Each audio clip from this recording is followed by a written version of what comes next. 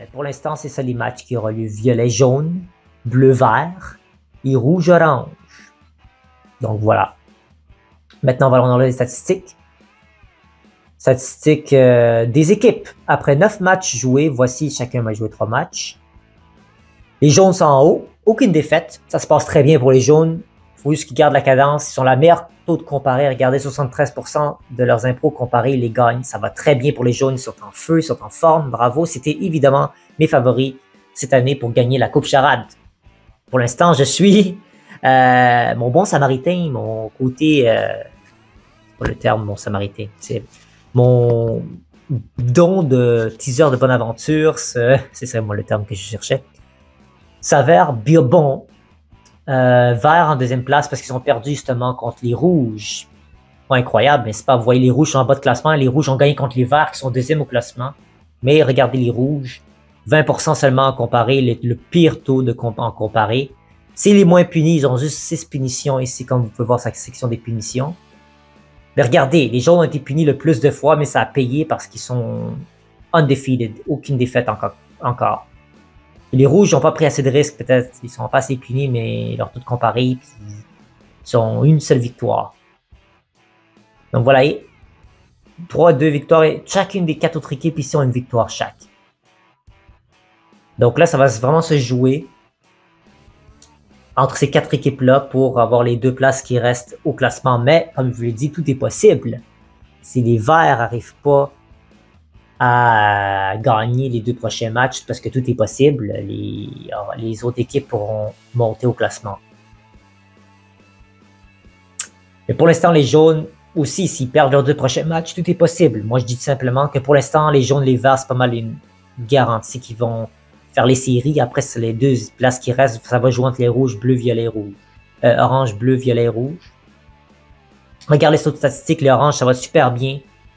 Tout comparé, 62%, c'est le deuxième meilleur. Ils sont meilleurs que les verts en comparé. Ils sont les deuxièmes plus punis, mais ils tiennent leur bout parce qu'il y a énormément de bienfaits avec leur prolongation qu'ils ont eu, une défaite en prolongation qu'ils ont eu avec les jaunes.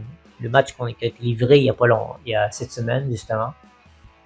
Les bleus, ils ont gagné ce match-là contre les violets, ce qui leur a permis de se maintenir une place dans la contention pour une des places en demi-finale. Puis il ne faut pas oublier que c'est la première victoire des bleus depuis 1 an, parce que les bleus n'avaient pas gagné aucun match la saison dernière, puis ils étaient en bas de classement, donc je suis vraiment content pour eux.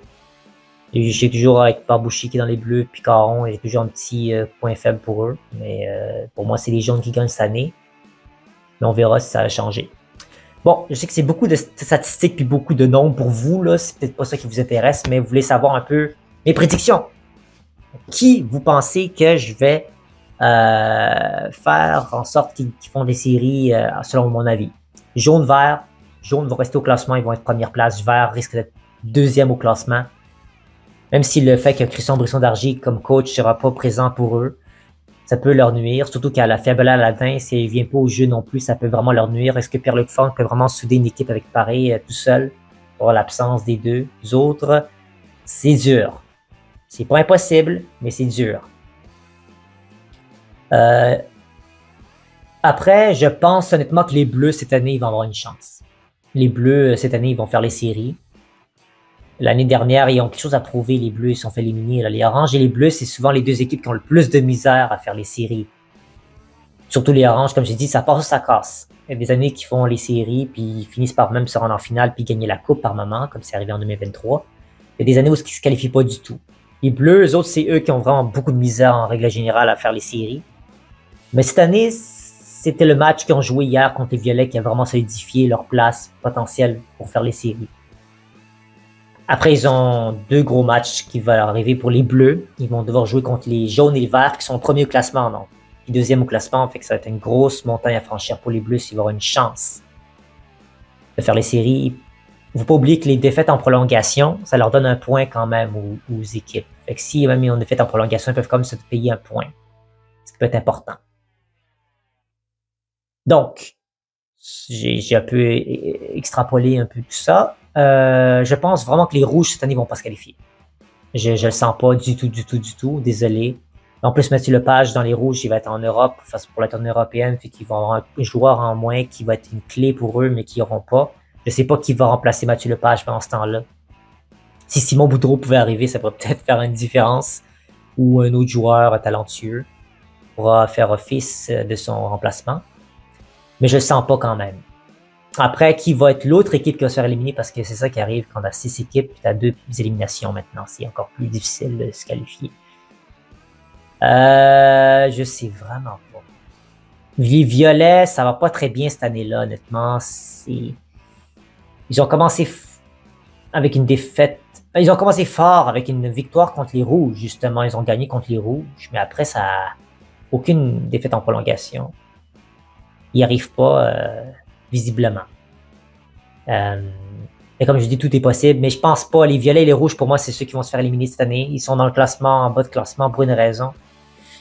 Et après, ce qui est plus difficile, c'est voir qui va être troisième place. Si c'est les Oranges ou les Bleus. Mais pour l'instant, comme vous voyez, la taux de statistique de comparer des Oranges est meilleur que ceux des Bleus, bien meilleur. Ils sont plus punis que les Bleus, mais c'est plus les taux de comparer qui va compter pour le classement.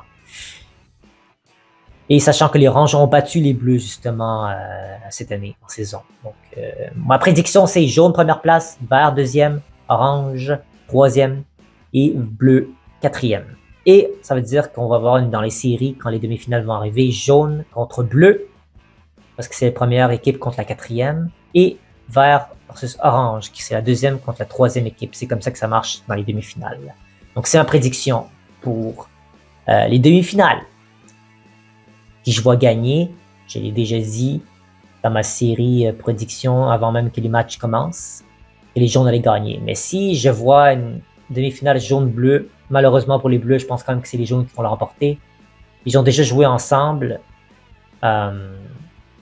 C'est une prolongation, si je ne m'abuse quand même. Je sais plus exactement, mais jaune-bleu, je pense que c'est jaune qui vont gagner. Et vert-orange, je pense à être vert qui vont gagner. Donc, on va avoir une finale jaune-vert. Et ils vont s'affronter justement en fin de saison, les jaunes et les verts. On va voir qui va remporter ce match-là et si ça va être une revanche ou pas en finale. Donc, ma finale, c'est jaune versus vert. Premier versus deuxième. On verra si j'ai raison. Et on se retrouve très bientôt quand la semaine prochaine, je vais en vacances. J'étais en vacances, donc d'ici début de la semaine, dans 2 semaines, je vais faire cette vidéo de retour. Je vais pas faire beaucoup de vidéos cette semaine-là, la semaine prochaine d'avril, première semaine d'avril, parce que je vais être en vacances. Donc c'est pour ça que je vais essayer d'en balancer une bonne coupe de vidéos quand je peux avec du temps libre. Comme ça, vous serez servi en termes de contenu. Et on se retrouve pour la deuxième semaine d'avril. Et aussi pour la rétrospective quand ils auront joué leur match. Donc, on se retrouve très bientôt. Merci à vous d'être présents jusqu'ici. Si vous avez écouté jusqu'ici, dites-moi Rétro 2, R-E-T-R-O avec 2 ou le chiffre D-E-U-X. Comme ça, je sais que vous êtes rendu jusqu'ici pour la vidéo. Bon, ça a duré beaucoup plus longtemps que je pensais la vidéo.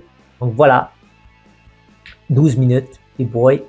C'est ma prédiction pour la deuxième partie de la saison et ce qui pourra arriver par la suite. Merci à vous. Au revoir.